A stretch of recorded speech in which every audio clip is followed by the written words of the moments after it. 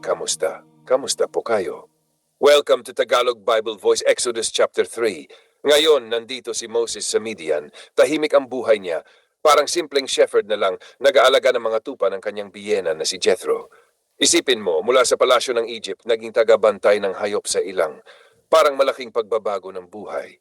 Isang araw, habang dinadala niya ang kawan sa may bundok ng Horeb, tinatawag ding bundok ng Diyos, may nakita siyang kakaiba. Isang puno na nasusunog pero hindi naubos. Parang apoy na hindi kumakain sa kahoy. Napaisip siya, bakit ganito? Titingnan ko na nga. Habang lumalapit siya, biglang may tinig na tumawag. Moses, Moses, sumagot siya, Here I am. Sinabi ng Diyos, huwag kang lalapit. Tanggalin mo ang sandalyas mo dahil ang lugar na tinatayuan mo ay banal na lupa. Parang pinapaala na ang presensya ng Diyos ay hindi ordinaryo. May paggalang, may kabanalan. Pagkatapos, ipinakilala ng Diyos ang kanyang sarili. Ako ang Diyos ng iyong ama, ang Diyos ni na Abraham, Isaac at Jacob. Natakot si Moses, tinakpan niya ang kanyang mukha kasi hindi niya kayang tumingin. Sinabi ng Diyos na nakita niya ang paghihirap ng kanyang bayan sa Egypt. Narinig niya ang kanilang daing, parang isang magulang na hindi kayang balewalay ng iyak ng anak. At eto na. Sinabi ng Diyos na ililigtas niya ang Israel mula sa Egypt at dadalhin sila sa isang lupang maganda at masagana, isang lupain na umaapaw sa gatas at pulot. Ibig sabihin, lugar ng kasaganaan at pagpapala. Pero may twist. Gagamitin niya si Moses. Parang sinabi ng Diyos, ikaw ang ipadadala ko sa Pharaoh para ilabas ang aking bayan. At si Moses parang nagulat. Sino ba ako para gawin ito? Parang feeling niya, hindi siya sapat. Sinagot siya ng Diyos, sasamahan kita. Minsan, hindi kailangan na ikaw ang pinakamagaling. Ang mahalaga, kasama mo ang Diyos. Nagbigay pa ng sign ng Diyos kapag nailabas na niya ang bayan, sasamba sila sa bundok na iyon. Parang assurance na matutupad ang plano. Pero may isa pang tanong si Moses. Kapag tinanong nila kung sino ang nagpadala sa akin, ano ang sasabihin ko? Dito sinabi ng Diyos ang kanyang pangalan, I am who I am. Parang sinasabi niya, ako ay ako. Walang hanggan, hindi nagbabago, hindi limitado. Sa Hebrew, Yahweh, ang Diyos na laging naroon. Inutusan si Moses na tipunin ang mga elders ng Israel at sabihin na nakita ng Diyos ang kanilang paghihirap at ilalabas sila papunta sa magandang lupain. Sinabi rin ng Diyos na hindi agad papayag ang hari ng Egypt. Kailangan pang ipakita ang kapangyarihan ng Diyos sa pamamagitan ng mga kahanga-hangang gawa. At sa huli, sinabi ng Diyos na kapag umalis ang mga Israelites, hindi sila aalis na walang dala. Parang babayaran ang lahat ng taon ng paghihirap nila. Hihingi sila ng pilak, ginto at damit mula sa mga Egyptians. Isang interesting fact, yung burning bush na hindi naubos, madalas iniisip na simbolo ng presensya ng Diyos. Makapangyarihan pero hindi naninira. Banal pero nagbibigay buhay. At isang mahalagang insight, madalas tinatawag tayo ng Diyos sa mga bagay na pakiramdam natin hindi natin kaya.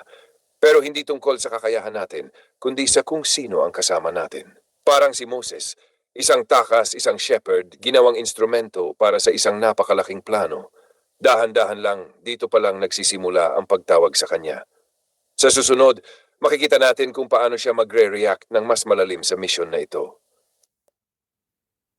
Exodus chapter 4. Alam mo, dito makikita natin na kahit nakausap na ni Moses ang Diyos, hindi pa rin agad siya confident. Parang normal na tao lang, may doubts, may takot. Sabi ni Moses, paano kung hindi sila maniwala sa akin? Parang iniisip niya, sino ba ako para paniwalaan nila? Kaya binigyan siya ng Diyos ng mga signs. Una, pinahagis sa kanya ang tungkod niya sa lupa, bigla itong naging ahas. Natakot siya at umatras. Pero sinabi ng Diyos, hawakan mo sa buntot. Medyo scary, di ba? Pero nung hinawakan niya, bumalik ulit sa pagiging tungkod. Parang lesson ito, yung bagay na kinatatakutan mo kapag sinunod mo ang Diyos, nagiging instrumento pa. Pangalawa, pinapasok ng Diyos ang kamay ni Moses sa loob ng kanyang balabal. Paglabas niya, naging parang may sakit, maputi, parang ketong. Tapos pinasok ulit at gumaling. Ipinapakita dito na may kapangyarihan ng Diyos sa kalusugan at katawan. Pangatlo, sabi ng Diyos, kung hindi pa rin sila maniwala, kumuha siya ng tubig sa Nile at ibuhos sa lupa. Magiging dugo ito. Parang warning na may darating na mas malalaking himala. Pero kahit may signs na nagdadalawang isip pa rin si Moses. Sabi niya, hindi ako magaling magsalita, hirap akong magsalita noon pa man. Parang sinasabi niya, hindi ako fit para dito. Sinagot siya ng Diyos, sino ba ang gumawa ng bibig ng tao? Ako ang magtuturo sa iyo kung ano ang sasabihin.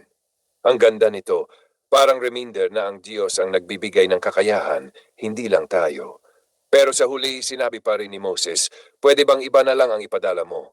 Parang umabot na siya sa point ng pag-iwas. Dito medyo nagalit ang Diyos, but hindi siya tumigil sa pagtulong. Sinabi niya na si Aaron, kapatid ni Moses, ang magsasalita para sa kanya. Parang teamwork na. Si Moses ang tagapagdala ng mensahe, si Aaron ang magsasalita.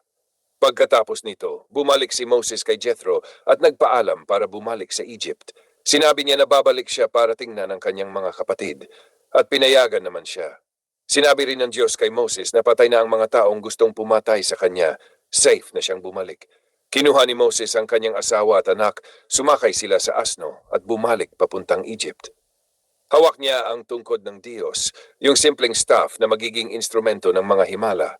Sinabi ng Diyos na pagdating niya sa Pharaoh, gagawin niya ang mga signs, pero magiging matigas ang puso ng Pharaoh.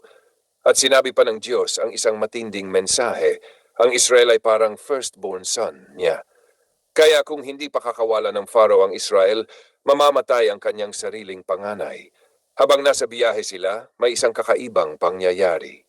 Parang biglang may banta sa buhay ni Moses mula sa Diyos.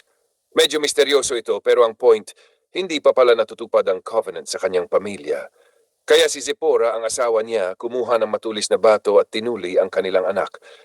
Parang ginawa niya ang kinakailangang covenant sign. Pagkatapos nito, nawala ang panganib kay Moses. Interesting ito, pinapakita na kahit ang piniling leader, kailangan pa ring sumunod sa utos ng Diyos. Walang exempted. Pagdating, nakipagkita si Aaron kay Moses sa bundok ng Diyos. Nagyapan sila at sinabi ni Moses lahat ng sinabi ng Diyos. Magkasama silang pumunta sa mga elders ng Israel. Ikinwento ni Aaron ang mga salita ng Diyos at ginawa ni Moses ang mga signs sa harap ng mga tao. At naniwala ang mga Israelites. Nang marinig nila na nakita ng Diyos ang kanilang paghihirap, yumuko sila at sumamba. Ang ganda na ending ng chapter na ito, mula sa takot at pagdududa ni Moses, nauwi sa paniniwala at pag-asa ng buong bayan. Isang mahalagang insight, minsan, kahit maraming excuses tayo, hindi tayo pinapabayaan ng Diyos. Ina-adjust niya ang sitwasyon, nagbibigay ng tulong ng kasama para matupad pa rin ang kanyang plano. Parang sinasabi, hindi mo kailangan maging perfect, kailangan mo lang sumunod kahit may kaba.